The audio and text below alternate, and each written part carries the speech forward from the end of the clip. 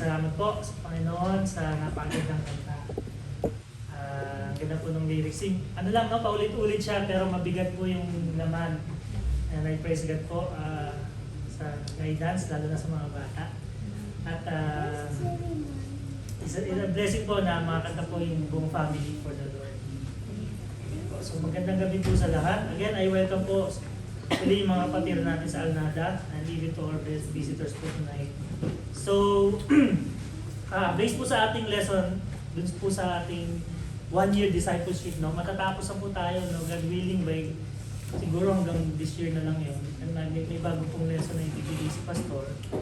At nandito na po tayo ngayon sa Miracles. I don't know sa NADA branch, sa NADA HBS kung anong topic. No, so kasi tayo minsan nagkakasabay-sabay. Pero dito po nasa Miracles na. So advance na kayo, no? Kumbaga, mauulit yan to doon. So, ganda gabi po muli sa lahat. So ang topic po natin ngayong gabi ay patungkol po sa Miracles. Kung naririnig po natin yung salitang miracles, ano po yung unang-unang pumapasok sa ating isipan? No? Before we start. Sinong ayaw ng miracles? Di ba? Wala naman, di ba? Lahat gusto no? At minsan, pagka narinig mo sa salitang miracle, no, papasok pa rin sa isip ko yung ako personally, yung kantang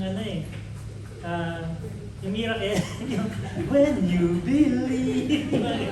Pero totoo, kung titignan mo lang yung lyrics, no?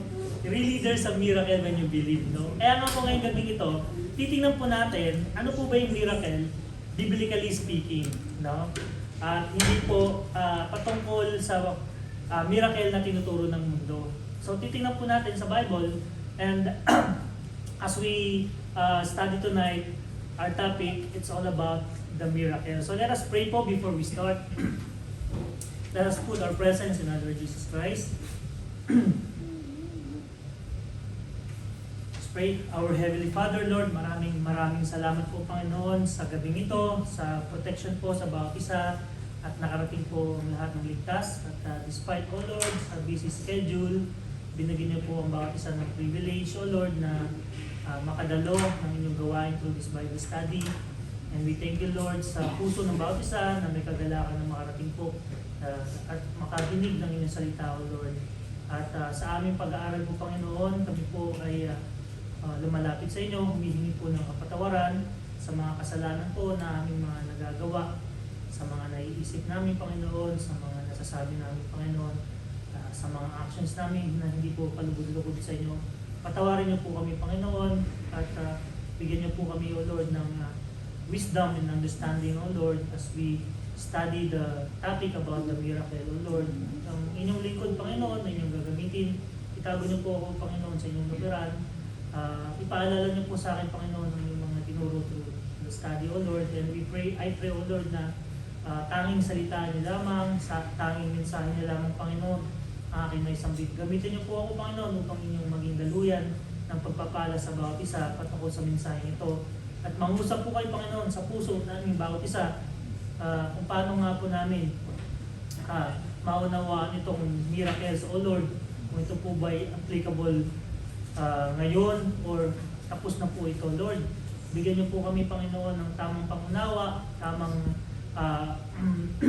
wisdom, O Lord, na nagmumula sa inyo, Panginoon. Nang sa gayon, ang lesson na ito ay ma-apply namin sa aming buhay bilang isang Kristiyano, Panginoon. Lord, we remember in our prayers, O Lord, the Bible study na nagaganap sa HBS, sa mga lugar kung sa inyong tindahan, sa lugar ng Sharjah, kung meron pa po sa ibang mga lugar, Panginoon, kayo po magabay sa mga magtuturo, Panginoon, at ganyan din po sa mga patira na pumupunta, Panginoon. Protection niyo po kami lahat.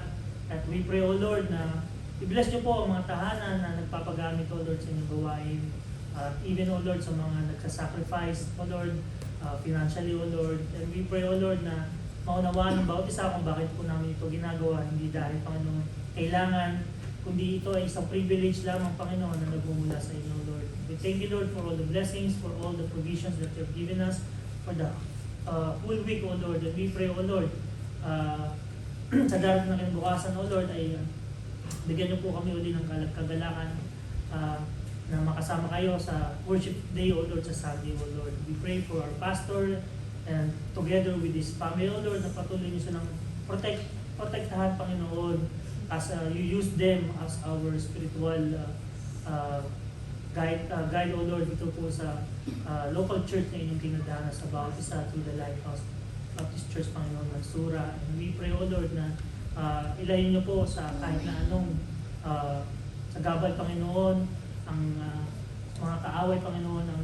maaaring na pinagdaraanan ng aming pastor and the whole family, O Lord. Kailangan po, Panginoon, ang magbigay sa kanila ng kalakasan spiritual at physical, Panginoon. And we remember our prayers, Panginoon, ng mga kapatiran namin pupunta ng Pilipinas. Kayo po ang mag-guide sa kanila.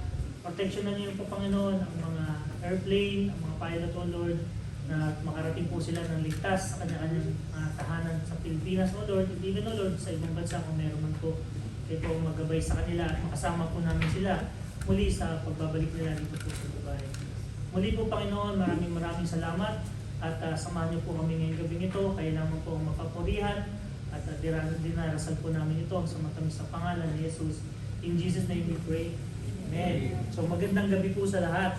So as I mentioned, ang topic po natin ngayon ay patungkol po sa miracles, no? Meron po tayong memory verse na hindi ko na po sinare kasi wala naman nag-memorize, including me. Pero iisa-isahin po natin ito as I request. Iikot po tayo, no?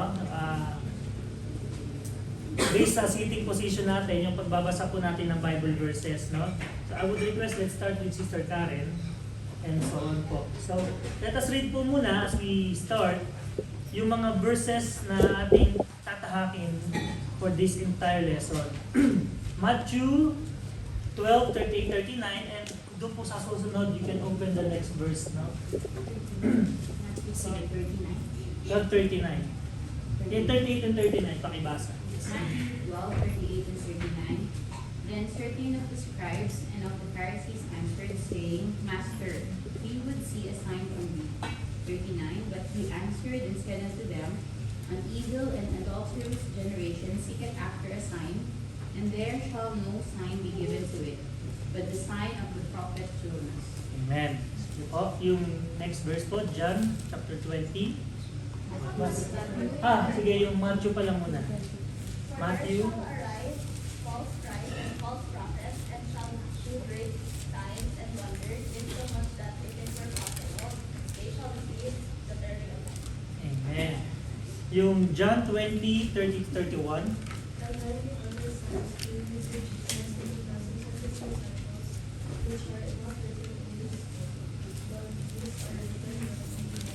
Yeah, but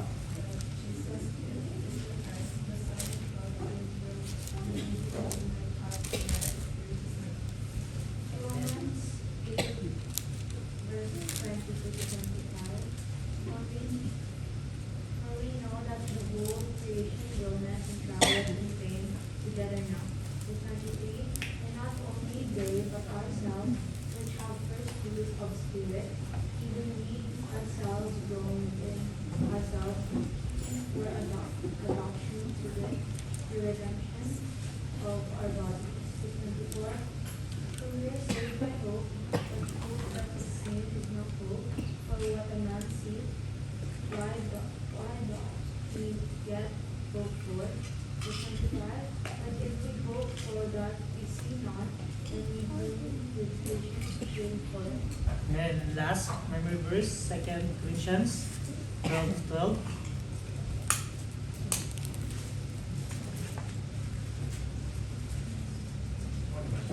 Ikaw na bro, sige ikaw. 2 Corinthians 12:12.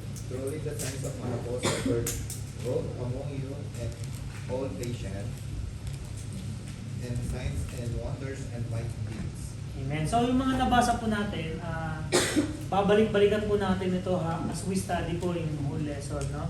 And as we start, no, pagdating po sa usapang miracles, no, marami po itong confusion, no? Today, kung ito ba'y applicable or hindi na. Ito yung tanong ng karamihan, no, na ano ba yung two common questions at least pagdating sa usapang miracle. Bago tayo mag-start, can I ask at least ano yung pumapasok na tanong sa isipan ninyo pagka nabanggit yung miracle? Anyone? Ano lang, opinion lang, like anong gusto mong tanongin patungkol sa miracle? Totoo ba ang miracle? Di ba? Minsan totoo ba ang miracle? Biblically speaking, no question about it. Miracle is true, biblically speaking. Pero there's more than that. Yung napaka-importanting tanong patungkol sa miracle is dalawa. Ang tanong is divine healing for today. Yung miracle na nagpapagaling ng mga may sakit, ng pilay, ng bulag, applicable pa ba yun today? May makikita tayo no? Sa social media, even sa Pilipinas, may nakita akong batang pastor sa Mindanao or Cebu. No? Ang daming tao, tapos nagpapagaling siya. And even sa iba-ibang lugar. We're not condemning them. But the question is it really the work of God? Yun yung tatanong, and let the Bible answer it. No, hindi yan magiging opinion ko, hindi yan magiging opinion natin lahat. Ano ba yung tinuturo ng Bible patungkol sa miracle? No, hindi tayo magko-condemn ng mga gumagawa nun. Pero, ano ba ang sinasabi ng Bible? Is it applicable today, this church age? Kung pag sinabi natin today, ito yung church age, ito yung after the crucifixion of Jesus Christ, that is the start of church age, no? Kung maalala natin yung timeline, no? Yung Old Testament, and then crucifixion of Christ, and then church age kung nasaan tayo ngayon. The second question, are there apostles and prophets today? What do you mean by apostles and prophets? Going back to the Old Testament, no doubt, and we learned that some of the prophets, some of the apostles did make miracles, di ba? May mga account sa Acts, mamaya ibubutro natin yan, na talaga namang nakapagpagaling sila ng sakit. Nakapagpagaling sila ng ng mga bulag, no? And even they raised life, they raised dead to life. Paano nangyari yon? Ngayon, applicable pa ba yun hanggang ngayon? Yun ang tanong. Pero may mga gumagawa niya ngayon, ang dami sa social media, no? So titingnan po natin. So in this lesson, we will consider some of the foundation teaching. No? Pag sinabi nating foundation, marami po yan, pero ito po, base sa lesson na ating pag-aaralan sa One Year Discipleship, meron po itong mga foundational teachings at meron po tayong 4 na pag-aaralan ngayong gabing ito. No? Una, the miracles of Christ and the miracles of apostles had a special. Pag sinabing special, ano ibig sabihin? Palagi? Hindi naman lagi special, no? Temporary purpose, no? And are not models for the entire church. Ito po yung unang-unang point na ating mga pag-aaralan ngayong gabi. Sabi, yung miracles daw is special, temporary purpose, and are not models for the entire church. So kung titingnan pa lang natin ito, hindi na siya applicable ngayon. Hindi siya magiging applicable during this church age. Pero bakit? May mga church na gumagawa na ito. And then, we're not condemning them. But the Bible is telling us, as a point pa lang to, pero mamaya ididig natin to kung saan to nabase sa Bible. Second, bago natin pindutin tong second point, ang tanong, does God always heals? Ano po yung sa tingin natin? Lagi bang nagpapagaling ang Panginoon? Yes or no lang? No, no? Okay. Yes, that is our second point. God does not always heal, but He often does heal in answer to prayer. Biblically speaking, ito po ang second foundational na ating pag-aaralan. God does not always heal, but He often does heal in answer to prayer. The third topic na ating pag-aaralan ngayong gabi nito ay ang Panginoon po ay nag-warning. Jesus warned against seeking miracles. No, may mga tao kasi during those Jesus Christ time na talagang to see is to believe. Kumbaga, Kailangan pakita ka ng miracles, pakitaan mo ako ng signs bago ako maniwala. Ito, Jesus' words against seeking miracles. Kaya kung hanggang ngayon, nagtitingin ka pa ng mga signs bago ka gumawa ng something for the Lord, you might be reminded tonight. Or maybe hanggang ngayon, you're still depending on the horoscope, on the zodiac sign, before you decide on something. Is it right? Maaaring hindi mo alam na mali, kaya di ba walang masama eh, hindi mo alam eh. Pero ngayon, sasabihin sa atin ng Bible kung tama ba o hindi. Then it's up to you whether you accept it or not. But we are not forcing everyone to believe. But we'll see what the Bible is telling us. Is horoscope and zodiac sign biblical? Minsan may gustong-gusto ka ng tao eh, no? Kaya alam mo na mo, ay, cancer ka. Hindi tayo match. Hindi tayo compatible. Base sa zodiac sign ko, ito yung bagay sa akin eh. May ganun, no? O minsan, nalala yung tagal-tagal ng walang boyfriend. Sabi, Bible eh, no? Nagbukas ng Bible. Nabuksan yung Romans 3:23. Nabasa niya yung part lang, Lord, magkaka-boyfriend pa ba ako? Nabasa niya. Ang sabi, no, not one. Diba? Saklap, diba? Hindi lang. So, Lord, talaga na. So, hindi ganun ang hindi ganun yung tinuturo sa atin ng Panginoon. And remember, this point number 3 is mabigat. Those who are seeking miracles, winarningan niya. And we are warned as well as of today. And lastly, na pag-aaralan natin is the Bible warns against false signs and wonders. No? Ito po yung Matthew 24. Ito po yung patungkol sa end times. Matthew 24-24.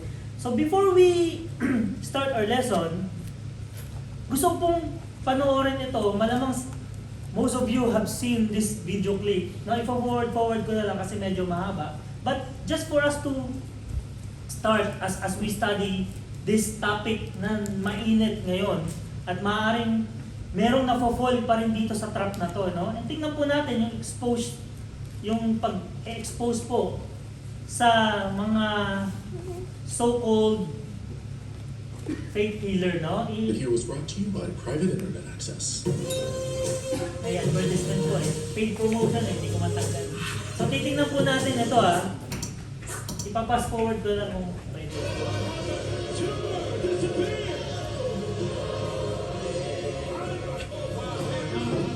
Kilala po ito. And you don't get meetings or you don't get booked back unless you have a gimmick. Or as the evangelists say, it's a ministry. It's incredible. They'll say, oh, brother so-and-so, he's got the ministry of laying on of hands, or he's got the ministry of prophecy. That's a gimmick, and the guys that have the gimmicks get the big meetings and do good. This is Marjoe Gortner, a former Pentecostal Christian evangelist raised from childhood in the ministry who preached the revival circuit throughout the 1950s and 60s. Acutely aware of the dark underbelly of the neo-charismatic movement and gripped by a crisis of conscience, he finally decided to share his behind-the-scenes perspective as a revival meeting insider in the Academy Award-winning 1972 documentary Marjoe. I used one time, I had a thing where there's a special kind of ink you can buy and you put it on, and with perspiration, when the salt starts to come out when you start to perspire, it'll turn red. And so I painted a cross like this in my head. And while I was preaching, the cross started to show immediately. People started nudging each other, and it went away after a while. But afterwards, I had that whole audience at one of the biggest meetings that I've ever had, because they saw that cross and said, oh, Brother Marjoe, while you were preaching tonight, the cross was over your head. I mean, that convinced them that it was really very real, and it made it very easy for me to take offerings and receive money. 50 years later, faith healers, televangelists, and miracle-selling conmen are still preying on the desperate, the uneducated, and the vulnerable, and they're larger than ever before. Marami pa po dyan, no? Hindi po natin i-play kasi medyo mahaba. Mga 5 minutes na. Just doon sa mga hindi pa nakakita nito. Miraculous At healings and maaaring divine bibigyan lang outpourings of kasama wealth. natin. Faith healers will often share elaborate anecdotes about their supernatural capabilities. We've seen 6 people raised to the The dead man began to move. We've seen midgets grow. We've seen arms and legs that stop growing because the growth cells have stopped. I don't make this stuff up. But let's take a deeper look and explore a few of the times that these alleged healers have actually come under scrutiny. Number 1, Kenneth Copeland. This televangelist megapastor worth $300 million Biblically who sat speaking, on Trump's evangelical advisory tinuro rin board po is sa no atin na stranger to pangalanan real yung mga politics. dapat He's trying to iwasan. control the Kaya weather. inaano rin po natin to, pinapakita ko rin po para hindi rin po tayo matrap. He attempted to end the pandemic by blowing at it. COVID-19. Imagine you're Here's doing what that. happened when he tried to heal a disabled man in a wheelchair. Praise God. Yeah, that's him going through it right now. Yes, it is. Glory to We are God. giving them the benefit of the doubt, okay? Let's see kung anong sinasabi ng Bible sa mga ganito. Thank you. Thank you. Thank you. Thank you. Thank you, Lord. Thank you, Lord. Thank you, Lord. Now then, you guys, just help him up. Help him up. Our God's all over him. He's not hurt. He's not hurt. Praise the God. Praise the Lord. Not wanting to draw attention to this colossal failure, Kenneth Copeland simply moves on. Praise the Lord God. Praise the Lord. Oh, dito pa yun. Towards the end of the service, you can see this same poor guy still wheelchair bound. Number 2, Robert Hindi Tilton. tayo. Once one of the most prolific Nagkamali televangelists siya ng in the pinili. world, you probably know him best as the farming preacher. Fresh bread, fresh bread. You can smell that bread right now. Shoo, hallelujah. You're amazing. But well before the days of YouTube, hell, before E-Bomb's world, he ran a Wala pang YouTube nung mga time na yan, kaya hindi multi-million-dollar sila empire na-expose. promising his donors prayers and miracles. But did his promises actually pan out? One by one, his former followers are beginning to tell tales of alleged deceit. The latest, Mary Elizabeth Turk of Dallas, who says Tilton promised to heal her cancer if she would give him $1,000. She almost died waiting. He said, I've got the faith. All you need to do is go about it and send the money. And he said, because he was God's prophet. She was so swayed by Tilton's promises of a miracle, she stopped her medical treatment. Several months later, Mary died from colon cancer. The doctor that was her oncology specialist, when she was in the hospital taking her radiation and her chemotherapy, said that if she had received medical care in time, she could have been cured, which is a strong word in cancer. She felt that because of the constant bombardment of personal mailings that Robert Tilton was so personally involved with her and her case and was monitoring every bit of it and was so concerned about her that he was powerful enough with a personality that he convinced her that she was going to receive a healing. Every prayer request that comes in, that gets into our mail, I personally pray over. On flyers mailed out to the viewers, Tilton urges them to place their hand on the paper and send it in. He then promises to place his hand on that same spot as he does a special prayer for the person. He sends out 880,000 mailings every 2 weeks. We have calculated there's an average of So, 16 mahaba pa po ito, instances no? abroad in So each again, year. I just showed to everyone na it is actually happening until today. Well, Tilton has said that all the miracles are medically documented. In a deposition once, Tilton was asked by a Pero mas lawyer, maganda is sa there dulo, hindi anyone ko else na that you have makuha. published their names that you claim has received healing? That's been documented medically speaking as a result of your having prayed for them. Tilton's answer, no. I've had 3 or 4 of those in the last month. Like a arrow. Hindi, nilink One ko reason sa that I make videos PowerPoint. like this debunking extremist positions is because I care deeply about our democratic freedom and Nilink ko kasi siya sa PowerPoint. Anyway, I worry about the growth of Christian nationalism. Women in the U.S. who miscarry are already being So, convicted nakita niyo of po, murder, yung and LGBT mga, rights very well may be the next thing in this Supreme Court struggle. katotohanan na Women nangyayari, during no? their period check.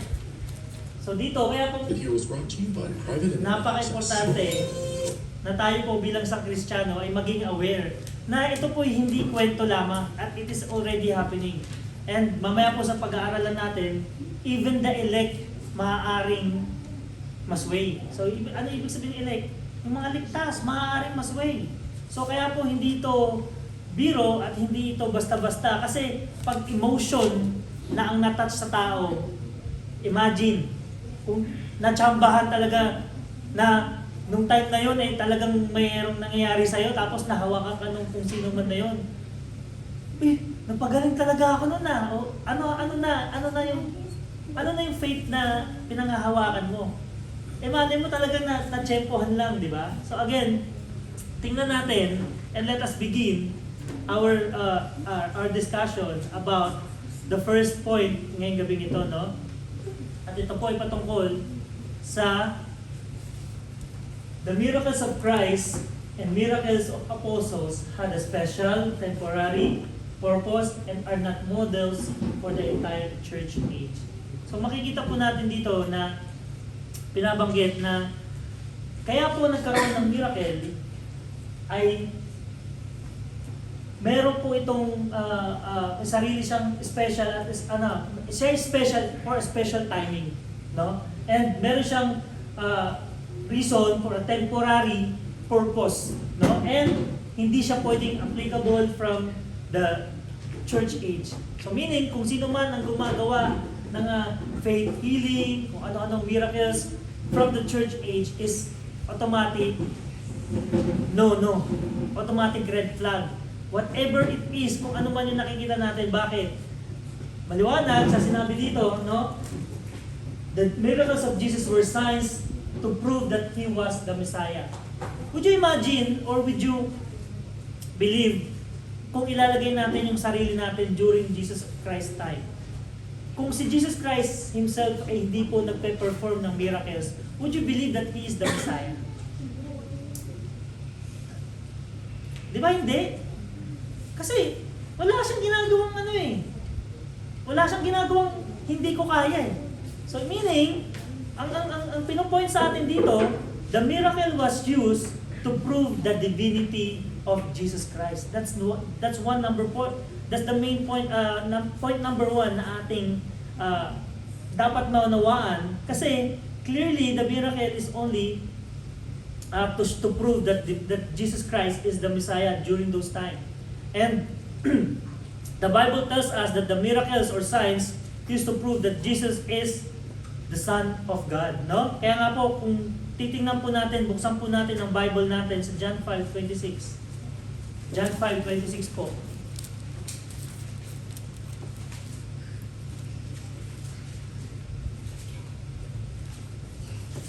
Sino na po may statistics?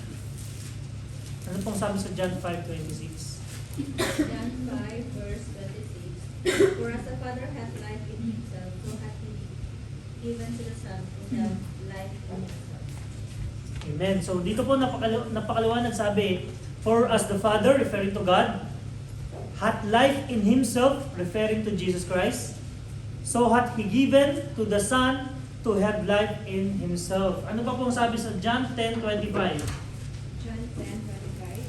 Jesus answered them, I told you, and you believe not, the works that I do in my Father's name, they bear witness of me. Amen. So Jesus answered them, I told you, and ye believe not, yung ginagawa po ni Jesus Christ is the works of the Father, no? And it bears witness of Him. Kaya nga po, na maliwanag na kung ano po ang ginagawa ni Jesus Christ is not because of Him, it's because of the Father. John 10:37-38.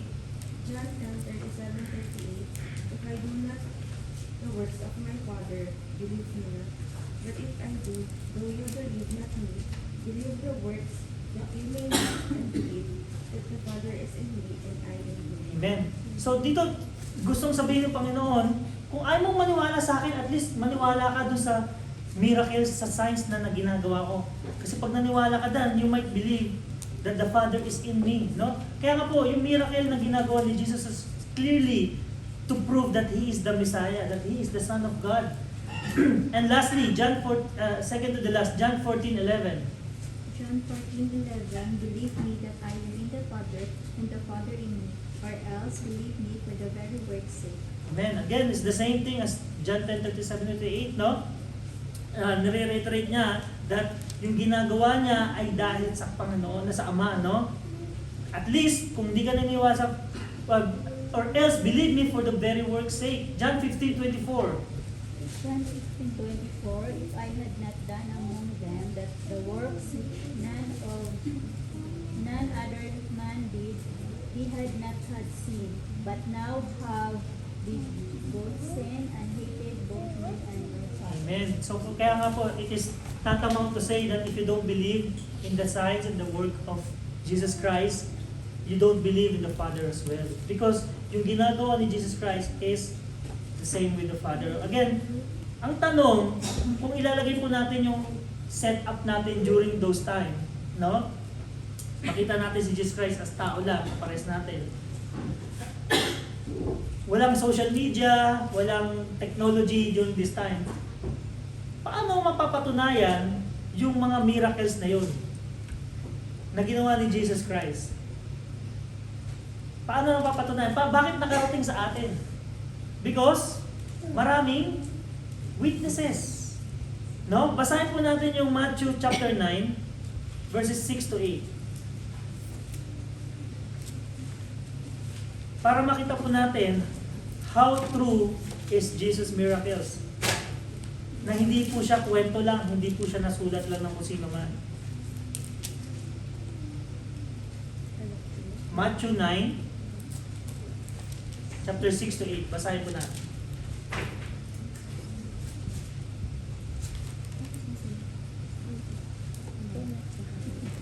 Matthew 9, 6 to 8. 6 to 8. But that we may know that the Son of Man had power on earth to forgive sins. Then saith he to the sick of the palsy, Arise, take up thy bed, and go unto thine house. 7. And he arose and departed to his house. 8. But when the multitude saw it, they marveled and glorified God, which had given such power unto men. Amen. So dito po nakita natin, no? But when the multitudes saw it, yung verse 8, no? Kung babalikan nyo po yung Bible nyo, they marveled and glorified God. So dito po makikita natin na marami pong witnesses. Ano pa po? Yung pinaka familiar sa ating lahat na miracle ng Panginoon. When Jesus Christ raised Lazarus from the dead. Kung titingnan po natin, basahin po muna natin bago natin tingnan yung overview, no?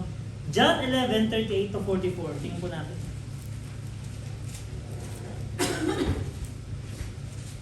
How true is Jesus Christ's miracle? Maaari bang gawa-gawa lang ito?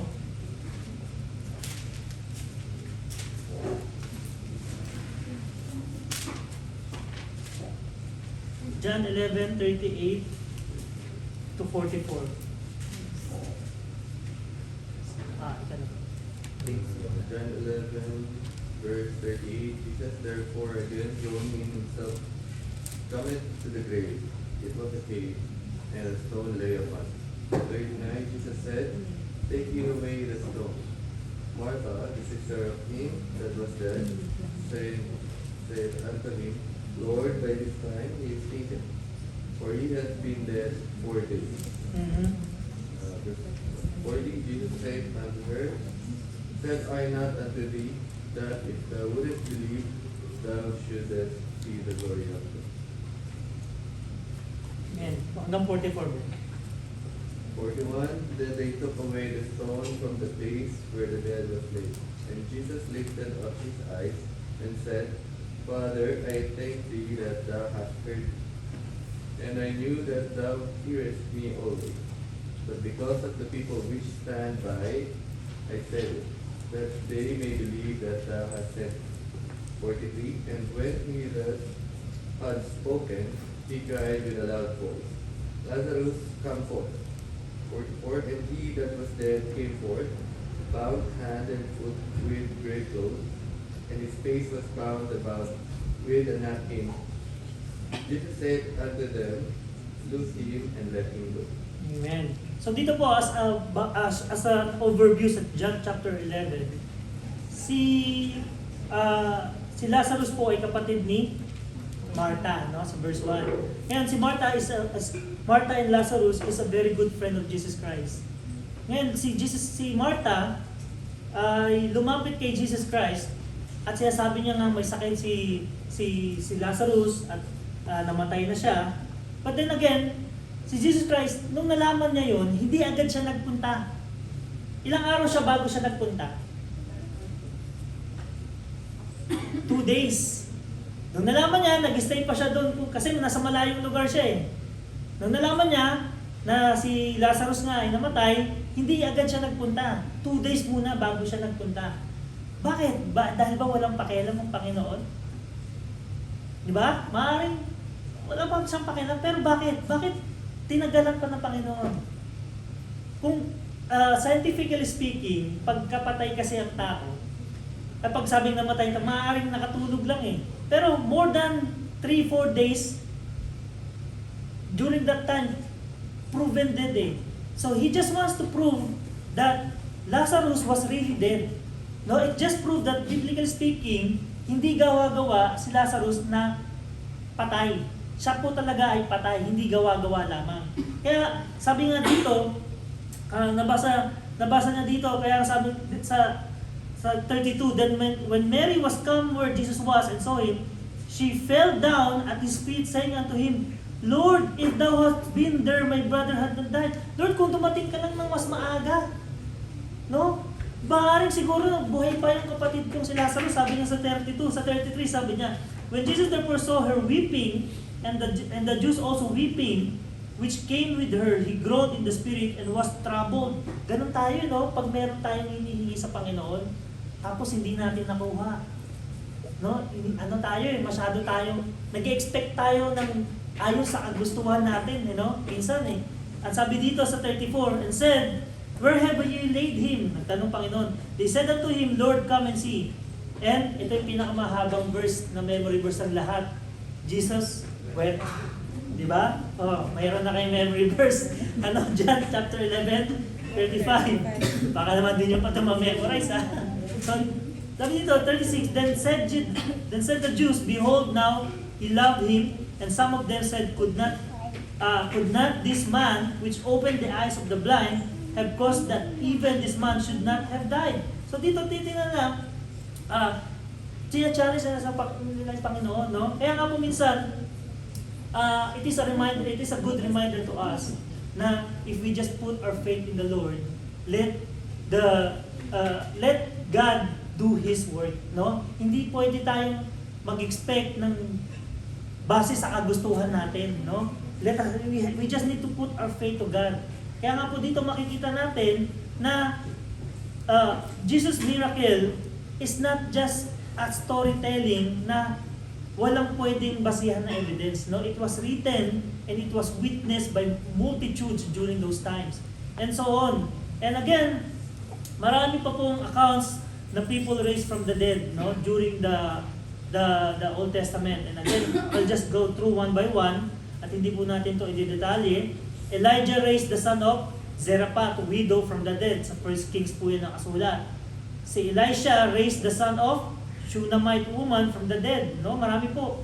A man was raised from the dead when his body touched Elisha's bones. Sa 2 Kings, imagine, si Elisha patay na, tapos merong inilibing na kasama dun sa lupa, pero nung dumikit siya sa bone ni Elisha, nabuhay yung patay.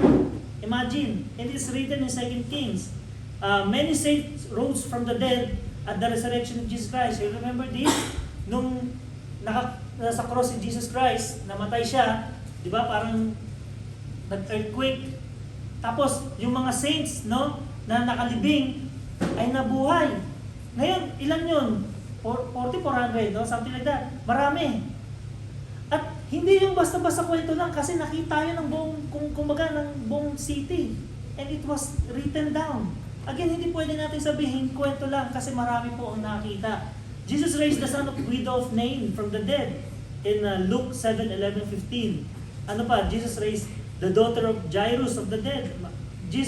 Peter raised even Peter, the apostle, no? Dorcas from the dead. Sa Acts po yan.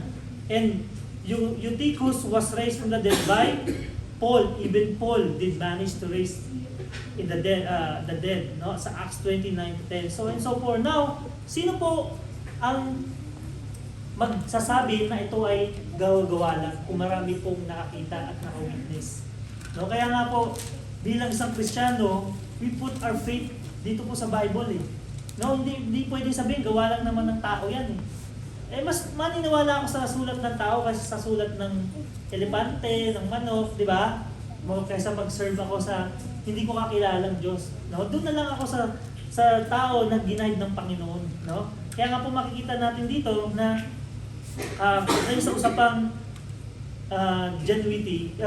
genuineness, no doubt that the Bible is true because ito po ay na-witness ng ng multitudes, no, as mentioned. And secondly, miracles, no, na nagawa ng mga apostles ay para ma-prove na sila po talaga ay apostles. Mabasahin po natin yung Mark 3:14 to 15.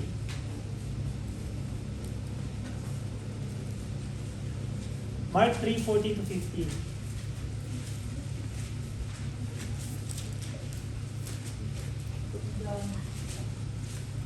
Mark 3.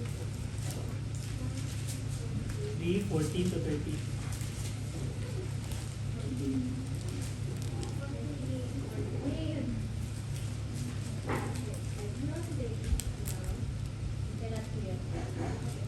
And he adored well that they should be with him, and that he might send word to preach, And and to have power to heal sickness, and And? to cast out devils. Amen. Here, napakaliwanag, no? Ilan po inordain ng Panginoon? 12. Who are these 12? The 12 disciples, of course. And, para mag-send sila for to preach and, sabi sa 15, to have power to heal sickness.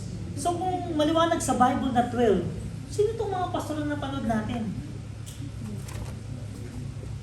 Na nag-heal ng mga sick. At maraming naniniwala. Di po ba? 2 Corinthians 12:12. Basahin po natin.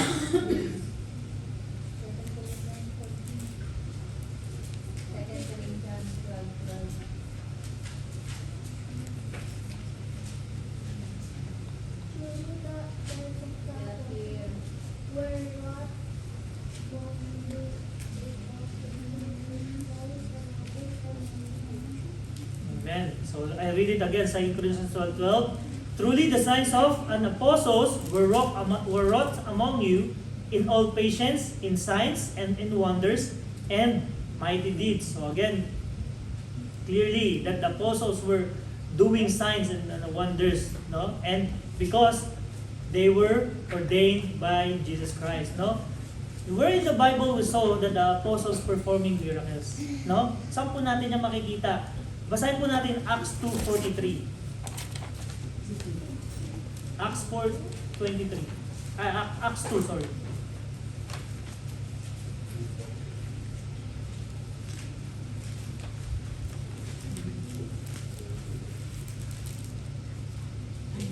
Acts chapter 2:43.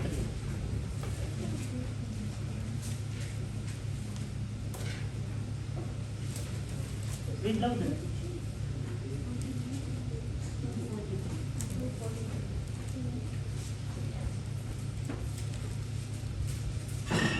And fear came upon every soul, and many wonders and signs were done by the apostles.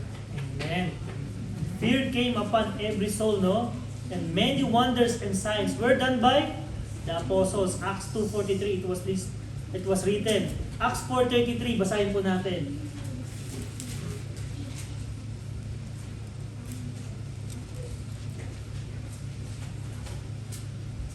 Acts 4:33. Okay, Brother Kirk. 4:33.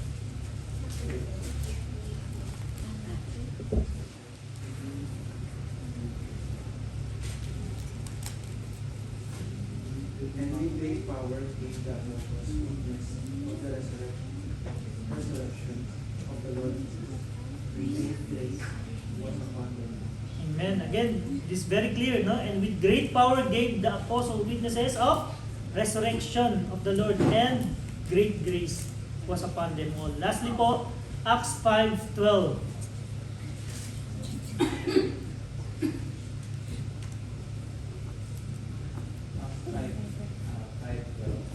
By the hands of the apostles were many signs and wonders wrought among the people, and they were all with one accord.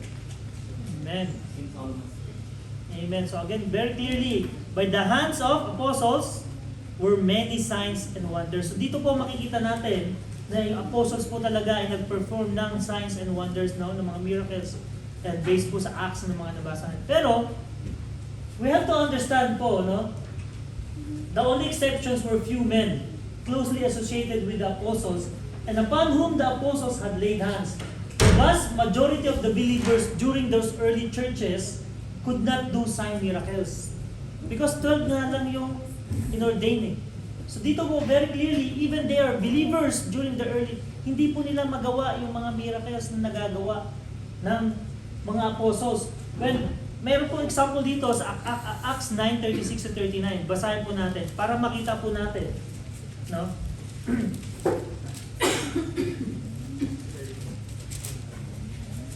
Acts 9:36 to 39.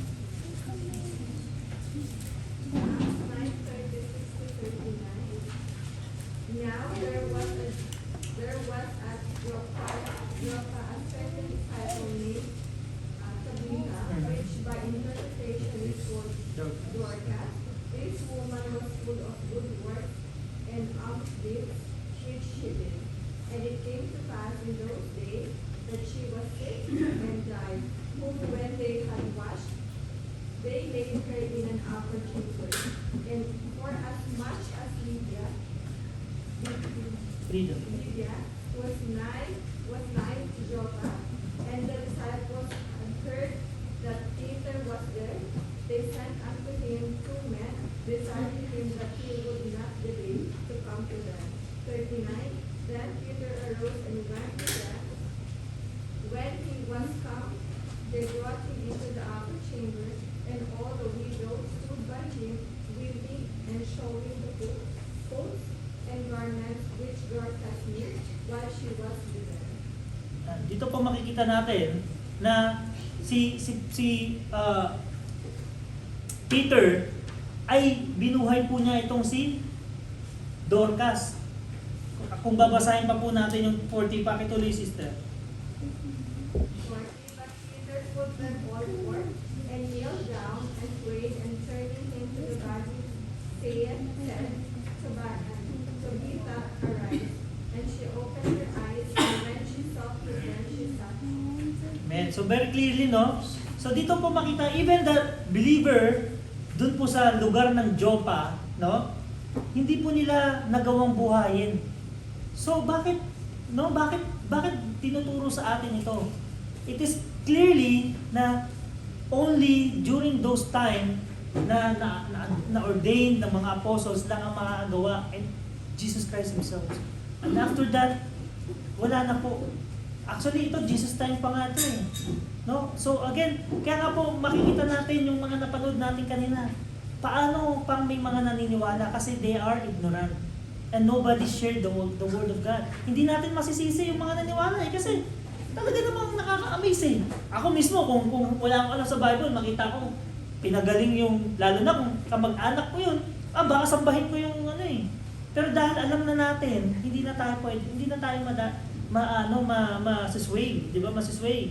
Kaya nga po napaka-importante, itong point number 1 na maalala natin as foundation about the teaching of miracle, that in verses 1 that we just read proves that the miracles were performed so that people during those days will believe that Jesus is the Messiah, and the believers, the 12 apostles can perform miracles because Jesus Christ ordained them.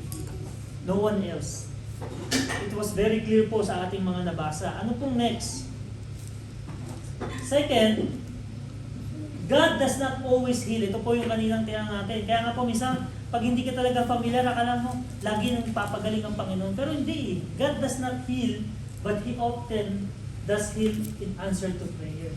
So ito po, makikita natin during New Testaments, no? He gives following 3 examples po that conclusively prove that God does not always heal the believer's sickness. Hindi po sa lahat ng panahon. Bakit? Pakita po natin ito sa case ni Timothy. Basahin po natin yung Timothy 5:23. Is it because walang pakialam ang Panginoon? Makikita natin, no? Tingnan po natin bakit hindi niya pinapagaling lahat. 1 Timothy 5:23. Drink no longer water, but use a little wine for thy stomach's sake and thine open infirmities. Uy, pwede na uminom ng alak. Yung mga mangingina, uy, pwede pala yung alak eh, no? Ito na yung memory verse niya pagka nahuli siya ni Pastor. Uy, Pastor, sabi sa 1 Timothy 5:23. Di ba? Tingnan po natin, no? Anong ibig sabihin nito, no? Dito makikita natin, Timothy was sick frequently, and Apostle Paul, siya po yung nagbanggit na itong binasa ni Brother Christian. Sabi dito, Christian ba? So sabi dito, instructing him to use a little wine for his stomach's sake and his often infirmities, yung mga kasakitan. God did not heal Timothy supernaturally, no? From his sickness, nor did he instruct Timothy to curse his illness or to exercise the word of faith over them. What does it mean? Ano tinuturo sa atin dito? The church is to take care of our body and its weaknesses. Ito po yung charge dito. Timothy was having a stomach pain, problems of sort of, and he been drinking water exclusively. Now, wine was used as a mild medicine during that day and time. Okay? Remember, yung wine during that time is totally different from the wine today. Because the wine today is intoxicated. Okay? So kaya dapat natin makita yung difference, no? But apparently, si Timothy po, dahil sa sobrang loyal, sa sobrang dedicated niya, hindi siya sumusunod kasi scripturally, may command po during that time sa mga priest and minister of God na you must not touch the fruit of the vine when it had fermented. Basahin po natin yung Numbers 6:3-4.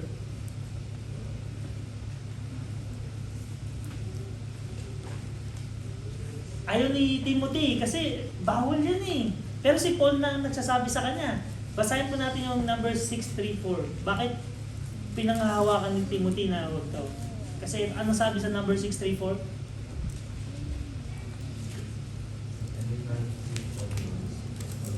Numbers 6:3-4. Numbers. Yes.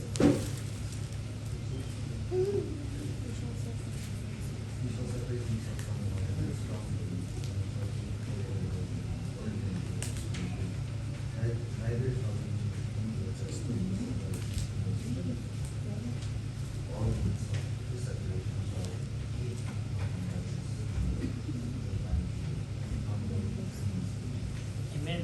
So maliwanag, no? He shall separate himself from wine and strong drink, and shall drink no vinegar of wine or vinegar of strong drink, neither shall drink any liquor of grapes. Maliwanag. Nor eat most moist grapes or dried. All the days of his separation shall he eat nothing that is made of the vine tree, from the kernels even to the husk. Jeremiah 35:5-7 po.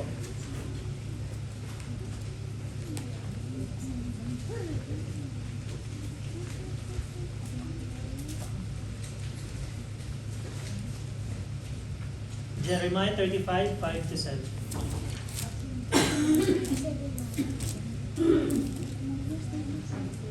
Jeremiah 35, 5 to 7.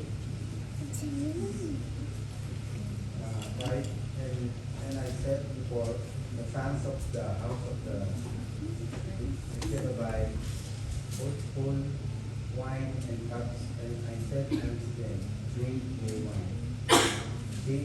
But they said, we will drink wine for No wine. no wine. Si Brad. Huwag mong laktawan yung no. Malagay yung no doon, Brad. no. No wine, neither nor your sons forever. 7. Neither shall you build houses, nor crosses, nor plant, nor vineyard, nor have any, but all your days ye shall dwell in tents, that ye may like many days in the land where ye be strangers. Amen. So napakaliwanag, di ba? You shall drink no wines. Ito yung pinanghawakan ni Timothy, kaya ayaw niyang sumunod. But again, si Paul po ang nagbabanggit doon sa 2 Timothy na nabasa natin kanina. However, Paul assures him that he is not violating those scripture by taking a little wine as medicine. Bakit? Pag sinabi po natin little wine, ito po yung mga tablespoon lang na para tayo uminom ng syrup. So ganun hindi po ito reason sa atin para, pwede palang mag-wine. Yung little dito is tablespoon, para uminom talaga ng syrup. Ganun lang po, okay? Kaya huwag natin tatanggalin yung dalawang letter na yun. So, hindi isang bote, okay? Mamaya, lagi na sumasakit yung tiyan mo. Maya-maya na po yung tablespoon. Again, hindi po ganun yun, no? The point is this. Bakit ito nabanggit, no? Ba't hindi siya pinagaling na lang ng Panginoon, no? The point is this. We must take care of our bodies. As a human being, meron po tayong responsibility na pangalagaan yung ating health, no? Health must not be neglected. There's no excuse. Kaya nga po, for overeating and being flabby, hindi naman yung kagagawa ng Panginoon eh. Kung talagang sakitin ka na kasi sa sobrang taba mo, sa sobrang, di ba? Again, for lying around and not exercising and being physically alert, no? For eating junk food and not eating healthy food.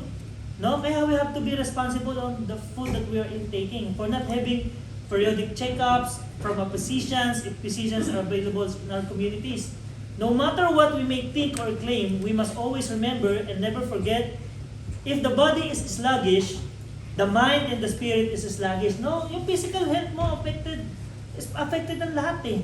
No, if the body is not fed oxygen, the mind is not fed with oxygen. If the body is not energetic, the mind and the spirit are not energetic. So again, it is just showing bakit binanggit ni Paul na you have to take wine kahit na alam ni Timothy. Kasi it is just a medicine. Kung makikita po natin yung principle, yes, God will protect us, God will sustain us, but we have part. We have also our part. You have to do the right thing sa iyong physical na katawan. No, kaya nga po napaka-importante na makita natin dito na hindi pwedeng gawin lahat ng Panginoon eh. Hindi kanya i-heal pag may sakit ka, hindi kanya bubusogin pag gutom ka. No, you have to do your part as Christian, no? Again, makita natin dito sa point number 2, the case of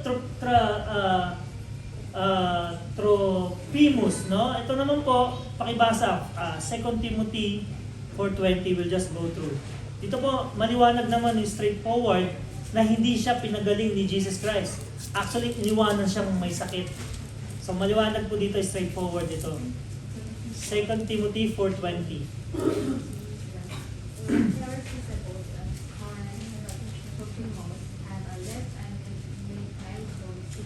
Amen. So dito si Jesus Christ is talking himself, no? Iniwan niya si Trophimus, have I left at Miltum sick. So, bakit niya iniwang may sakit, no? Again, for some reason. Again, it's not because he doesn't care, no? Because he wants us to do something from our part. And another example is sa 2 Corinthians 12:7-10. Napakagandang example po ito sa current Christians today. Basahin po natin itong 2 Corinthians 12:7-10.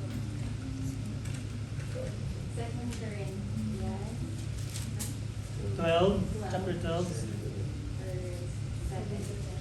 Yes. Unless I should be exalted above measure through the abundance of the revelations, there was given to me a thorn in the flesh, the messenger of Satan to buffet me, lest I should be exalted above measure. 8. For this thing I besought the Lord Christ, that it might depart from me.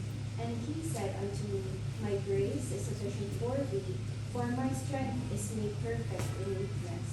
Most gladly, therefore, will I rather glory in my infirmities, that the power of Christ may rest upon me. Therefore, I take pleasure in infirmities, in reproaches, in necessities, in persecutions, in distresses, for Christ's sake. For when I am weak, then I am strong.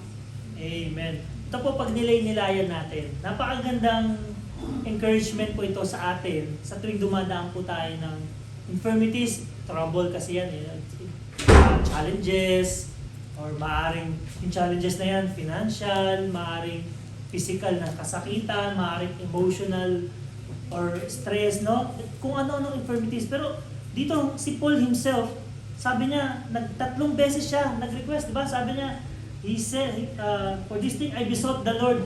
Thrice, nag-request siya 3 beses, Lord, tanggalin niyo sa akin tong infirmities na to. Lord, tanggalin niyo sa akin tong mga pinagdaraanan ko. But again, he said unto me, no? Ang sabi ng Panginoon sa kanya, my grace is sufficient for you, no? For thee. For my strength is made perfect in weakness. Most gladly, therefore, I will rather glory in my infirmities. Sabi niya, no, we have to glory in my infirmities, that the power of Christ may rest upon me. Ang ganda ng last verse. Therefore, I take pleasure in infirmities. Imagine that. How can you take pleasure in your trouble? How can you enjoy? How can you praise God during your trouble? Ang hirap, di ba? In reproaches, in necessity, in persecutions, in distress, for Christ's sake. If it's for Christ's sake, madali po. For when I am weak, then I am strong. Kaya nga po makikita natin dito na sa buhay natin, minsan may mga suffering, may mga instances na akala natin hindi sumasagot yung Panginoon sa mga prayers natin. Minsan, yung kanta ni Gary B na natutulog ba ang Diyos, di ba? Bakit parang hindi niya sinasagot? Naririnig kaya yung dalangin ko ng Panginoon? Patagal ko nang pinagdarasan ko, pero bakit parang hindi? No? This verse reminded us that it seems God did not heal us from our sickness or sufferings. We must bow to His will and accept that sickness or yung trials na pinagdaraanan natin as something to do with the divine hand. No? This is not lack of faith. We have to submit to the sovereignty of the Almighty God. It's a matter of submission, no? And it's a matter of trusting God that He knows what is best for us. Ito po yung gustong ituro sa atin. At binabanggit po ni Paul dun sa 2 Corinthians 12:7-10. No, we don't know what will happen tomorrow eh. Who knows what will happen tomorrow? But God knows, di ba? Kaya nga po, alam natin na hindi tayo papabayaan ng Panginoon kung tayo po ay lumalakad sa katotohanan, sa tama. It's a different story kung hindi ka lumalakad ng naayon sa kagustuhan ng Panginoon. Kaya nga po makikita natin dito, and as we go on the next slide, God heals, kanina po, no? God don't heal. Ano pa yung point natin kanina? God does not heal. He often does heal in answer to prayer. And God heals today. Paano naman po yung pattern natin today kung paano siya nagpapagaling? Meron pong pattern sa Bible, James 5:13-15. Basahin po natin. Ito po, applicable po ito sa ating ngayon, sa current church age. Ito po yung pattern na dapat natin susunod. Basahin po natin yung James 5:13-15. Let him pray. Is any merry? Let him sing songs. Is any sick among you? Let him call for the elders of the church, and let them pray over him, anointing him with oil in the name of the Lord. If and the prayer of faith shall save the sick, and the Lord shall raise him up, and if he have committed sins, they shall be forgiven him. Amen. So napakaganda po nito, no? Sabi dito, is any among you afflicted? When we say afflicted, in trouble, in sickness, in any challenges of life, ano sabi? Let him pray. So yun lang pala. Kung tayo po ay may pinagdaraanan, tayo po ay dapat magdasal. Ngayon, paano naman kung tayo ay masaya? Is any merry? Ikaw ay ba ay nasa masaya, nasa kagalakan, nasa maayos na, anong dapat gawin natin? Let him sing psalms, praises to the Lord, no? Ang sabi sa 14, is any sick among you? Pag tayo po ay may sakit, let him call the elders of the church. Kaya nga po meron tayong prayer list, no? And let them pray over him, anointing him with oil in the name of the Lord. And prayer of faith shall save the sick. And the Lord shall raise him up, and he have committed sins, they shall be forgiven him. They shall be forgiven him. Again, kung titingnan po natin, pag tayo po ay may mga pinagdaraanan, paano po natin, ano yung normal na response natin? Ano yung normal na response natin pagka may pinagdaraanan? Madalas tayo ay nag-worry.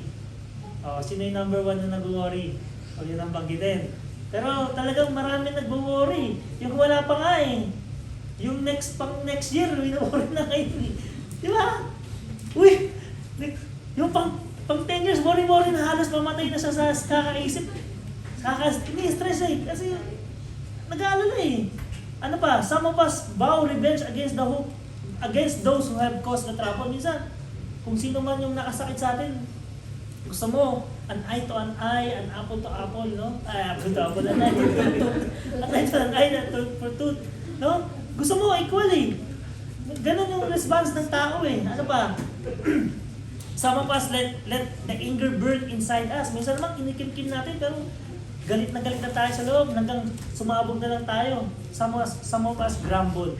Pero ano sabi ni James? No? James says that correct response to trouble is to pray. Madali. Mahirap, no? Pero ito yung encouragement, ito yung instruction sa atin. Kaya kung meron tayong problema, dasal lang eh. Basahin po natin Psalms 30. Psalms 50:15. Psalms 50:15.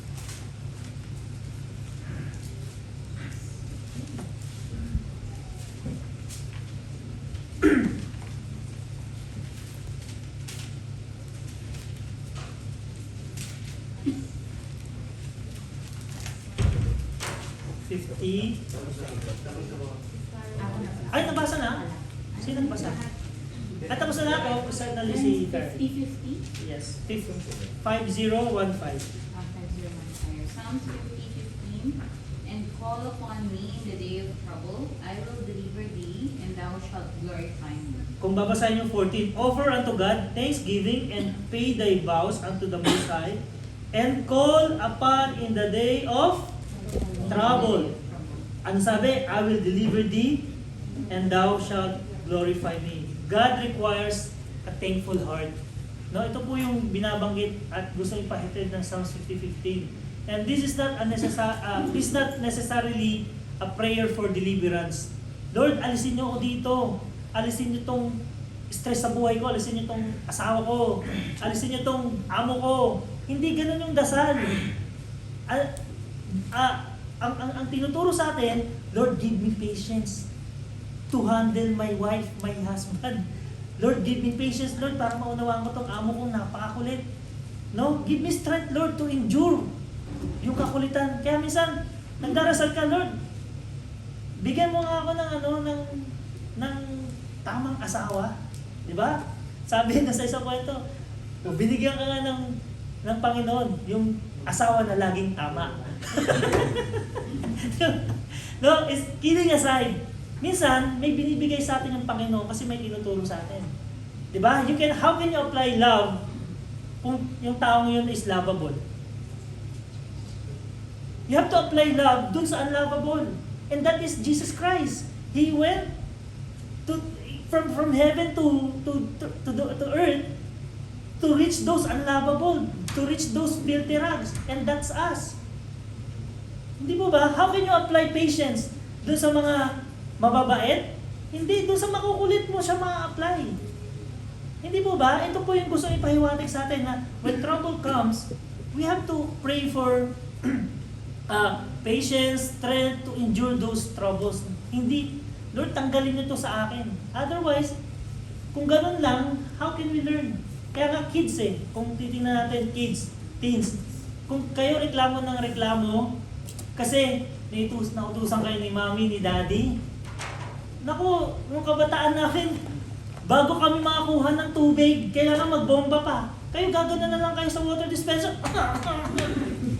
No, lahat tapos, mga kids, bigla-bigla kayong magiging paniki. Bakit? Ba't ako? Ba't ako? Diba?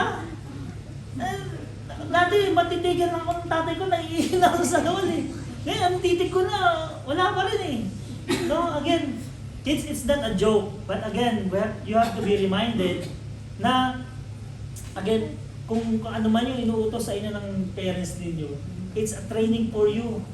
Sa school and in real life. Kasi pagdating nyo sa trabaho, kung hindi kayo emotionally strong, kung di kayo mentally strong, yung amon yung, baka hindi na kayo, Dad, ayaw ka na magtrabaho. Ayaw ka na. Ayaw. Kaya sa training ground, no? Kaya napaka-importante na you have to understand why your parents are sometimes or most of the time strict. Again, sabi pa dito, there are three main reasons for not praying when we realize we are in trouble. Bakit? Kasi we are ignorant, we are arrogant, and we are in shame. No, kami minsan pag na-trouble tayo, ayaw natin magdasal eh. Kasi maaaring hindi natin alam. Ngayon, alam na natin. Ano na lang dahilan? Kasi mayabang ka. Ayaw mo magpaka-humble na alam mo na nga mali ka, may pinagdaraanan ka na, ayaw mo pang lumapit sa Panginoon. Bakit? Kasi mayabang ka. Ano pa? Kasi nahihiya ka. Walang nakakaya. Pag hihingi ka ng tulong sa Panginoon, anong nakakaya? Pero ang tulong mo, wag Lord, bigyan naman ako ng pera. Hindi, Lord. Ano ba yung dapat kong gawin para makuha ko itong kagustuhan ko? Yun yung mga kind of prayers na hinihingi ng Panginoon. Yung gagawa ka, yung kikilos ka, hindi yung nganga ka na lang at babagsak sa bibig mo na parang si Juan tamad doon sa ilalim ng puno. Now, if we do not know what God wants us to pray when we were in trouble, we were simply ignorant based on the Scripture. If we do not pray when we are in trouble because we are trusting in our own resource. Minsan, ayaw mag-pray kasi, kaya ko yan. Kaya ko to, may pera ako, ganyan. No, minsan, ganun yung tao no? Kasi kaya ko yan. And sometimes, we may want to pray, but are ashamed because the trouble, we are in our own fault. Minsan, kasalanan ko naman talaga kaya ayaw ko na. Diba? Kasi, guilty ka, no? James gives permission and encouragement to those who are ignorant. He urges some submission to those who are arrogant. Kaya kung tayo po ay merong arrogant sa katawan, we have to submit ourselves to the Lord. And He reminds those who are ashamed na that God is full of compassion and mercy. Kung tayo nahihiya, God is full of compassion and mercy. Kaya ang po makikita natin dito sa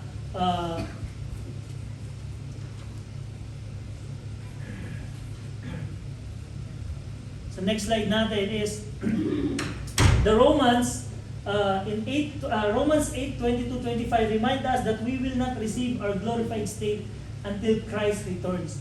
Until then, we are subject to trouble, suffering, and death of this sin-cursed world that includes sickness. Kaya nga po, it is a reminder to us na while we are here in the world, tayo po ay dadaan sa kung ano-ano mang sufferings ng buhay, may it be physical, may it be financial, emotional, sickness, kung ano-ano man.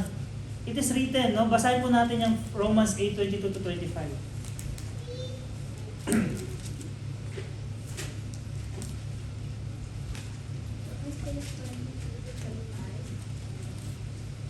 For we know that the whole creation groaneth and travaileth in pain together until now. And not only they, but ourselves also, which have the first fruits of the Spirit. Even we ourselves groan within ourselves, waiting for the adoption to fear, the redemption of our body.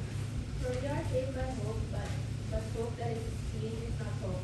For what a man seeth, why doth he not hope for? But if we hope for that we see not, then do we take him patience. Amen. So, dito makikita po natin that this passage remind us that hanggat tayo po yan dito sa mundo, we will not receive our glorified state. No? Alam po natin dun sa mga ligtas, during the rapture, tayo po ay we will meet up in the air with a glorified body. Ito na po yung talagang wala na tayong mararamdaman na pigate, no? Kung ano-ano mang sickness sa katawan. But until we are here in the sin-cursed world, and that includes, we will experience these sufferings that includes sickness. Kaya hindi pwede natin sisihin ang Panginoon. Bakit? Maliwanag naman na pagdaraanan po natin yung mga yan at hindi po yan kagustuhan ng Panginoon. At ito po ay parte ng ating buhay habang tayo po ay nasa mundo. Kaya nga po, as a summary, God does not always heal the believer's sickness, but He often does heal in answer to prayer. So let us pray po sa mga pagkakataon na tayo po ay pinanghihinayan. And again, dun sa Psalms, no? Kaya nga po, magandang reminder to sa tuwing masaya tayo, ang dapat palang kinakanta natin is yung hymnals, no? Kaya when we sing to the Lord, hindi ito dahil we are showing our talent. Yes, we are talented. Pero ang main focus natin is to show our gratefulness to the Lord. Yung pala yun, ito yung sinasabi dito, di ba? Doon sa nabasa natin kanina, when we are merry, when we are happy, sing psalms in the Lord. Kaya nga po yung pagkanta natin sa church in the beginning, hindi lang po yung para maset yung mood natin. Yung kanina, para hindi lang maset. We are praising God. We are thanking God. So kaya nga po, again, I just want to highlight this, no? Kids, teens, pagkakanta tayo sa harapan, walang nakakatawa. Walang nakakatawa pag yung tono nung katabi mo is na out of tune. Remember, we are singing to the Lord. We are worshiping God. It's not a joke to stand in front, especially sa worship service, at gagawin nating katatawanan. I know you don't mean it, but again, it's a reminder to us that we are talking to the Lord. It is a privilege to talk to the Lord. Kaya nga po, when we are in front, we are not showcasing our talent eh. Kasi kung ang purpose natin is to show that I am good, nawawala yung purpose. Yung reason kung bakit tayo kumakanta sa Panginoon. And we have to be reminded that singing is a way of us talking to the Lord, thanking Him, and delivering the message to the listener. So nga po, napaka-importante na maunawaan natin ito. Kaya nga po, second point na kita natin, God heals today after the pattern of James 5:13. And God reminds us not to receive our glorified state until Christ returns. So habang tayo po ay nasa mundo, tayo po ay dadanas ng suffering, and we are reminded of that. Next point natin is Jesus warned against seeking miracles. Ito po, nag-warning po ang Panginoon kung hanggang ngayon, kapatid, is hanap ka pa ng hanap ng sign. Basahin po natin Matthew 12:38 to 39.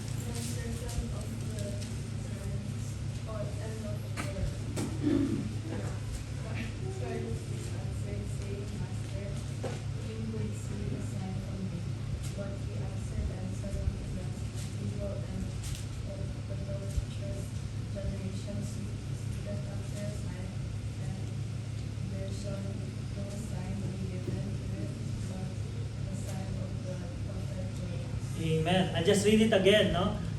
The certain of the scribes and the Pharisees answered, saying, Master, we would see a sign from thee. Ano sabi ng Panginoon? But he answered and said unto them, an evil, ang bigat po na itong salita na to, kung tatagalogin nga po ito, an evil and adulterous generation seeketh after a sign. Ano sabi? And there shall no sign be given it, but the sign of prophet Jonas. What is the sign of prophet Jonas?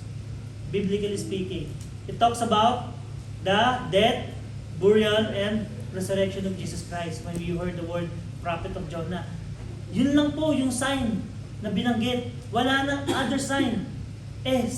During those time po, yung mga Hudyo is napakahilig nila ng sign.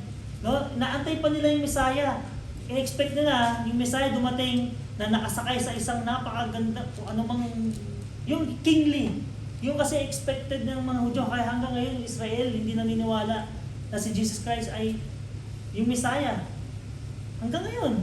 Kasi expect nila parating pa rin eh. Pero biblically speaking, naghihintay sila ng sign. Again, ang sabi ng Panginoon dito, an evil and adulterous generation seeketh after a sign. Napakabigat po nito. For discussion purposes, why do people look for sign? Why do you look for sign? Affirmation. Kasi hindi tayo sigurado. Kasi hindi natin alam. No? Minsan, as mention nga kanina, no? Minsan, Lord, ito na ba yung para sa akin? No? Naghahanap ka ng sign, no? Ayan, titingnan mo na naman yung zodiac sign, no? Horoscope. Ano, Capricorn ako eh, ganyan. Ano ba yung match? Magbabasa ka ngayon. Ano ba yung, match sa Capricorn? Kaya lang hindi kayo match. Again, ito po yung mga tinuturo ng mundo. No? Na maaari mo. Kasi pag binasa mo yung description, ako yun, di ba? Papauto tayo eh. Yung pag binasa mo yung Capricorn, ang ganda naman talaga ng definition. Multi-talented, kind person. Uy, ako yun. Oh. Ganun eh. Ganun yung mundo eh. Pero, sabi nga dito, as the creator, our God is a God of wonders in Psalms 136:3-4. As the creator and sustainer of all this, God has the power to suspend all natural. There's no question about that. All natural laws in order to fulfill His purpose. But miracles were part of ministries of Moses. We all heard about that during the Old Testament.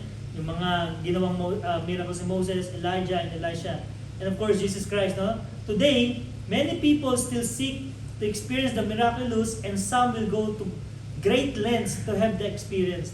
They may have many reasons for such desires, and the scripture gives us at least 5. Meron pong 5 na binigay po example ng scripture. Some people seek after signs and wonders because they want confirmation of truth of God. May mga tao pa rin hanggang ngayon na nag-aantay ng signs. As I mentioned kanina, Israel, di pa rin naniniwala si Jesus Christ ay ang Messiah. No? There's nothing wrong kung talagang tayo ay nagsisik ng evidence. But the question is, God is willingly gave signs to Moses during those times. But still, they did not believe. They gave signs through Gideon to confirm his words, but still they did not believe. Miracles can aid persons coming to faith. In John 2:23, but many people saw the miraculous signs, but still nobody believed. Yung mga feeding of the 5,000, di ba? Ano pa, yung blind, nakakita, yung pilay, nakalakad, yung patay, nabuhay. During those time, marami nakita, but still, they did not believe. What sign yung inaanap pa natin? No? It's because of the hardened, the heart was already hardened. Ano pa? Second, some people seek after signs and wonders because they do not believe that the signs and wonders which have already been performed. Ito na naman yun, related din po ito, no? Yung mga ginawa ng mga Pharisees. Third, some people seek after signs and wonders because they seek an occasion to excuse their unbelief. Kasi ayaw lang talaga nilang maniwala. No? Minsan, nagtataka ka. Ngayon, pag tinanong mo yung tao ngayon, gaano, lalo na yung mga matatalino, gaano kalayo yung sun sa earth? Oh, bibigay niya yung ano. It is, kung ano man yun, 300,000 light speed. How did you know? Kasi, yun ang tinuro sa ano eh, sa school eh. But again, ba't yun hindi kini-question? Pero yung nakasulat sa Bible is ang daming question. Nakikita niyo yung sense? Yung pagdating sa kamunduhan na turo, walang question, naniniwala. Bakit pagdating sa Bible, ang dami nilang question?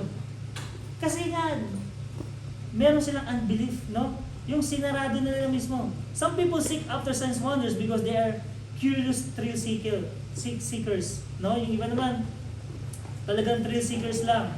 Some people seek after signs and wonders because they hope to get something for themselves. Ito naman yung may mga self-interest. No? Again and so on. Again, we are reminded that better than seeking after a new miracle is taking God at His word. Ito po ang miracle na hawak natin ngayon is just to seek the word of God.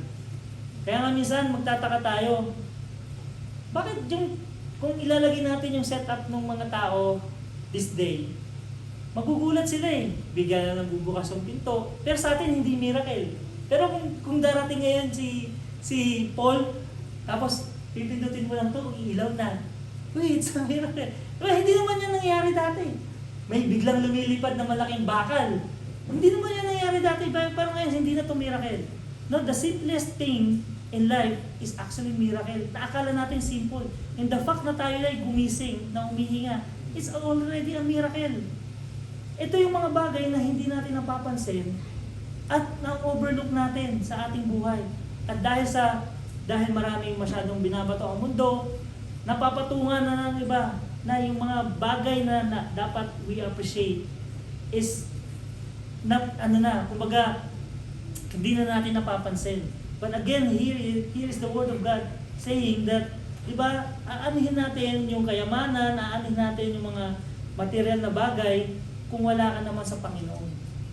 Diba? Ito po yung makikita natin, kaya simple faith, listen to this, simple faith is more pleasing to the Lord than reliance on a dazzling sensory experience, than reliance on the property, on the things that, material things that you have. Kaya nga po basahin natin yung John 20:29. John 20:29. Ano pong reminder sa atin dito?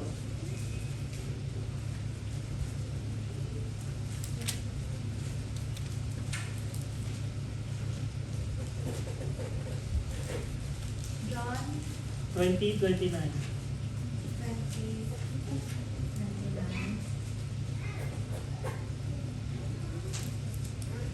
John 20:29.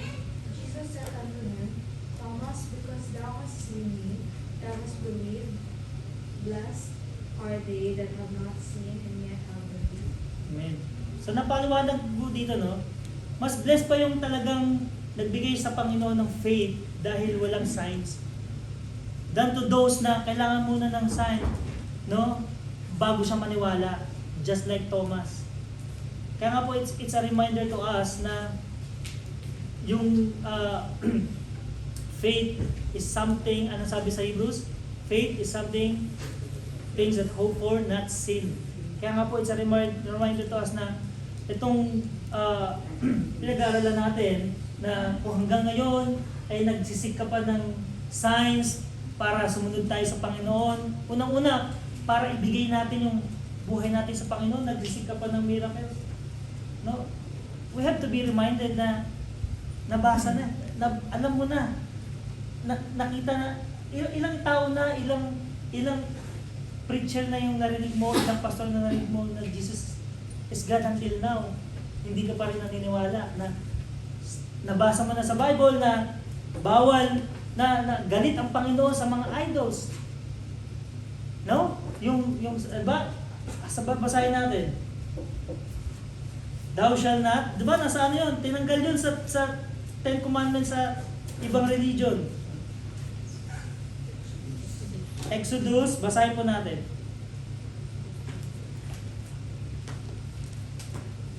Exodus ano yun?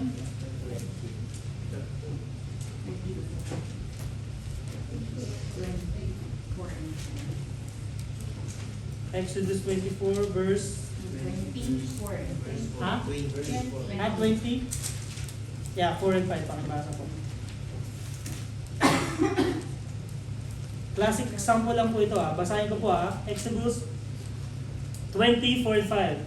Thou shalt not make unto thee any graven image or any likeness of anything that is in heaven above, or that is in the earth beneath, or that is in the water under the earth. Thou shalt not bow down thyself to them, nor serve them, for I, the Lord thy God, is what? A jealous God, visiting the iniquity of the fathers upon the children unto the third and fourth generation, and them that hate me. Again, ito po yung masakit na katotohanan. Maliwanag na nakasulat sa Bible, but still, why some other religion still making graven images and they're bowing and serving? Again, they have their own explanation, they have their own, but again, the Bible is clear. And again, we are not condemning them because maybe they are not really aware. But again, if this has been shared to you and still you reject the Word of God, it is your accountability to the Lord, no? Again, and so on and so forth. And this is also an example of signs, yung mga pagtitingin sa mga ribulto, no? Na kailangan mo pang maghanap ng ribulto bago ka Ang sabi, ang prayer is directly to the Lord, di ba? Basahin po natin yung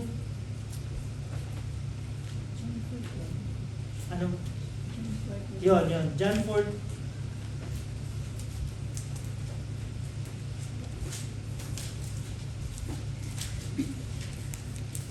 Hindi, basahin po muna natin itong John chapter 3:17.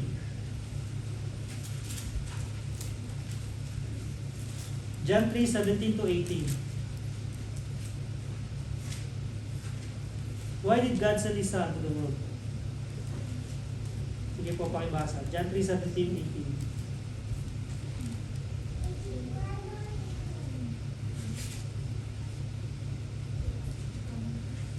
For God sent John 3, 17 to 18.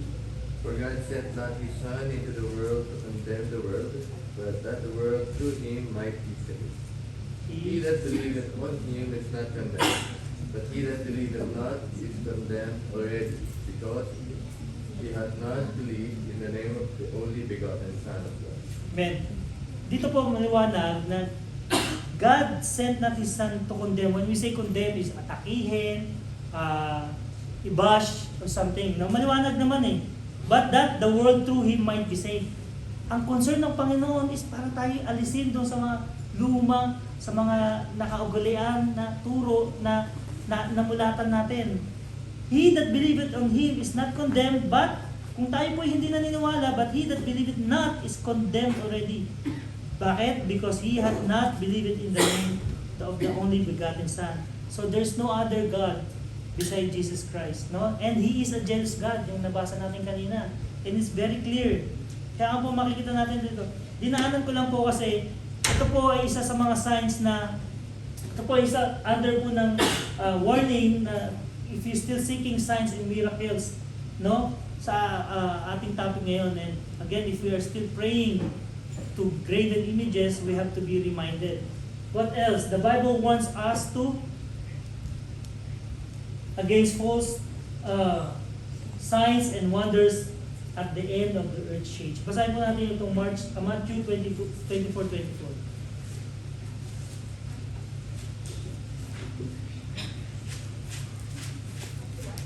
Matthew 24:24.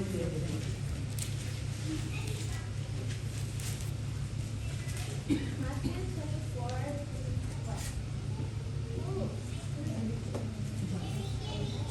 Matthew 24:24. John.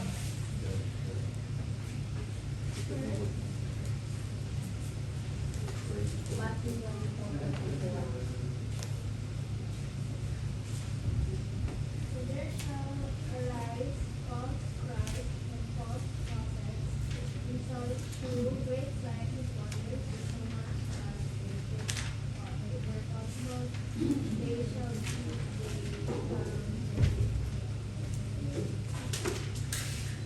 Did you finish? Okay, I'll just read it again. For there shall arise, maliwanag po ito, no? False Christ. Ito po ay sinulat dati pa, di ba? Ito po ay mangyayari, no? They shall arise at nangyayari na ngayon, no? And false prophets, and shall shew great signs and wonders, in so much that, if it were possible, they shall deceive the very elect. So, winari nga po na even us, tayo, na ako mismo nagtuturo, baka ma-deceive din ako na itong mga false teachers na to dahil sa mga pinapakita na lang signs and wonders. Again, hindi po exemption dito dahil pastor ka, dahil elders ka, dahil saved ka na. Even the elect.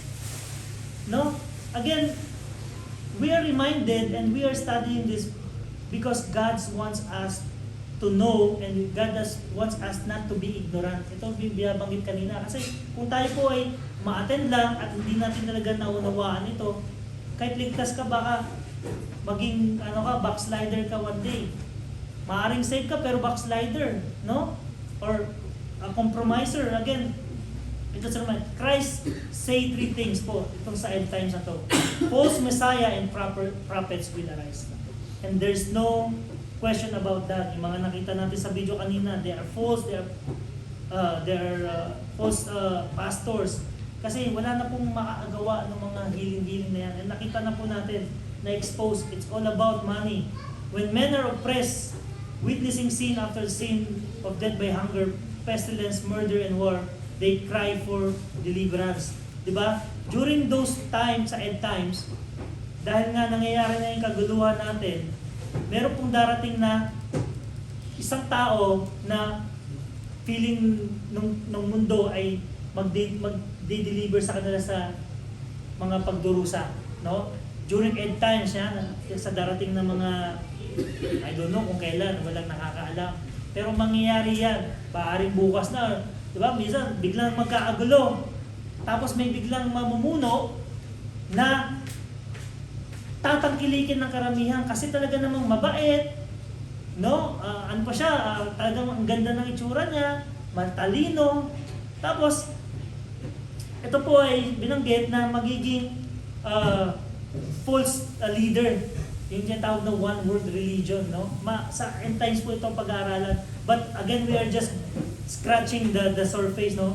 False deliverers will show great signs and wonders. He will even show this mga nagawa ng mga false prophets during those times. Right in front of your eye. Kaya wag po tayong magugulat kung mamaya, bukas, paglabas natin may gumagawa na. Again, sasanib ka ba doon? After hearing what we just studied today? Hindi mo ba? Kasi maaaring makuha ka. Kasi ang galing eh. Uy, Brad, nabuhay na yun. Sasanib, dito na ako, ayaw mo sa lighthouse. Si Pastor Anthony, hindi mo nakapagbuhay ng patay. Hindi nakapagbuhay ng patay. Wala na. Anong purpose ng pinag-aaralan natin? Kaya pinag-aaralan natin to para hindi tayo ma-deceive. Again, the point is the signs, the wonders. This has always been true. And it is already written.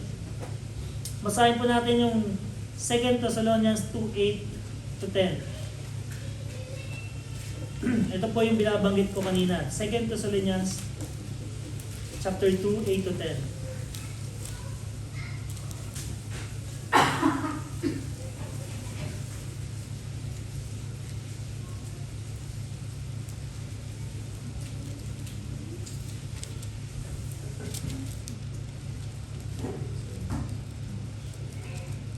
Second Thessalonians 2, 8-10. 2 Thessalonians 2, verse 8. Then shall the wicked be revealed, whom the Lord shall consume with the spirit of his mouth, and shall destroy the brightness of his coming. Even him whose coming is after the working of Satan, with all power and signs and lying wonders. Then with all deceivables of unrighteousness and them that perish, because that receive not the love of the truth, that they might be saved. Amen. Kaya nga po dito, it's a reminder to us na darating talaga tong wicked one na to marireveal talaga But one day, whom the Lord shall consume. No, talagang magagapitin po ito one day. Kaya we should be reminded if these things happens and wag po tayo magpa-deceive. Third, false deliverers will be so convincing. No? Talagang na-convince. They will even threaten the elect. The elect, of course, are genuine believers who stick with Christ regardless of the temptations, trials, threat, and danger. And that should be us. No? Kahit nagaano ka convincing at because we know the truth already, we should not be deceived. And let us all read together this last verse. 2 Thessalonians 2:15-17. I would request po, basahin po natin itong lahat. 2 Thessalonians 2:15-17. It is a great reminder to all of us po. Are we there? 2 Thessalonians chapter 2:15-17. Nasa first pala. Okay. Reading now.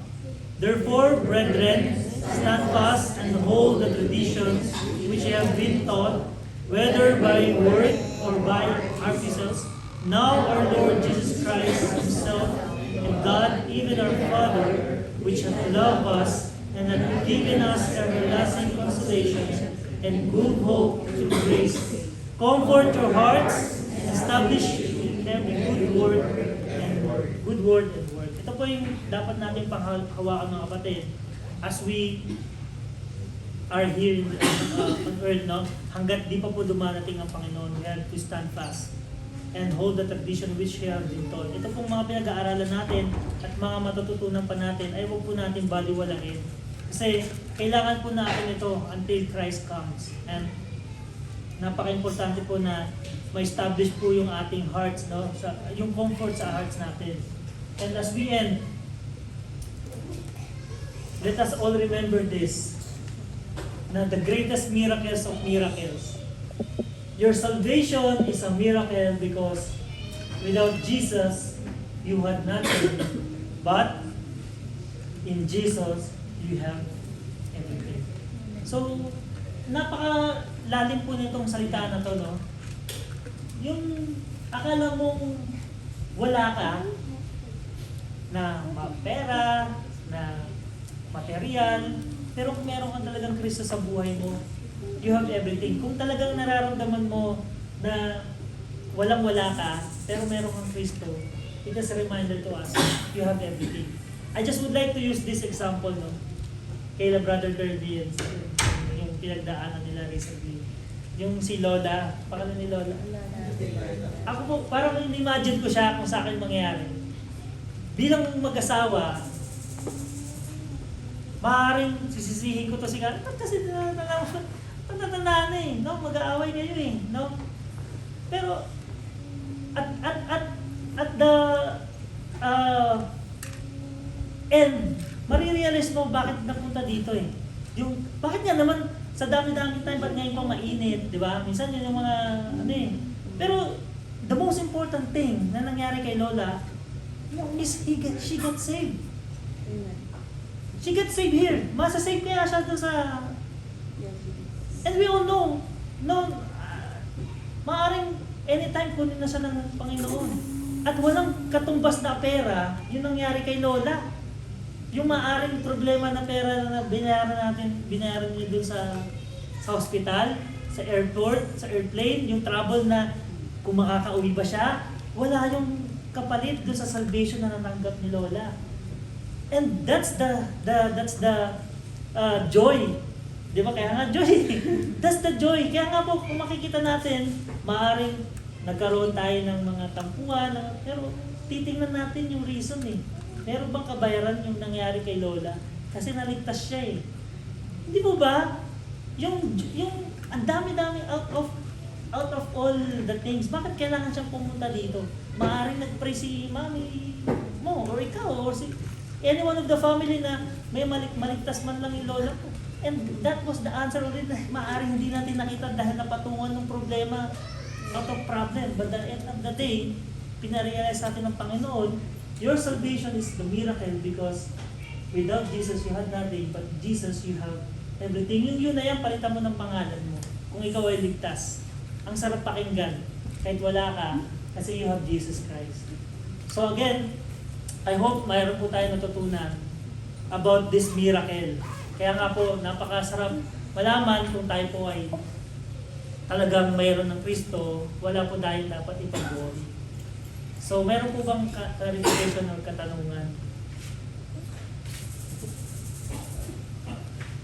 Amen. Sige po, kung wala na, let us close in prayer. Sige po, let's pray. Let's pray. Our Heavenly Father, Lord, maraming salamat, Panginoon, sa mensahe ninyo, Lord, ngayong gabing ito. Napaka-abutin niyo po, Panginoon, sa buhay ng bawat isa. And binigyan niyo po kami ng pagkakataon na makapakinig, makapag-aral po ng salita through the topic, O Lord, about the miracle. Indeed, O Lord, the greatest miracle that you have given us, O Lord, is the salvation that comes from Thee. And we pray, O Lord, na ang bawat isa ay tunay nga po na nakatanggap sa inyo. Lord, hindi namin ito tatanggap, as you mentioned in the Bible, dahil sa aming gawa, Panginoon, Ephesians 2:18, that's all because of your grace, Panginoon, alone. It's all because of the finished work, O Lord, na inyong ginawa sa cross of Calvary, O Lord. Dahil kami po ay nagbigay sa inyo ng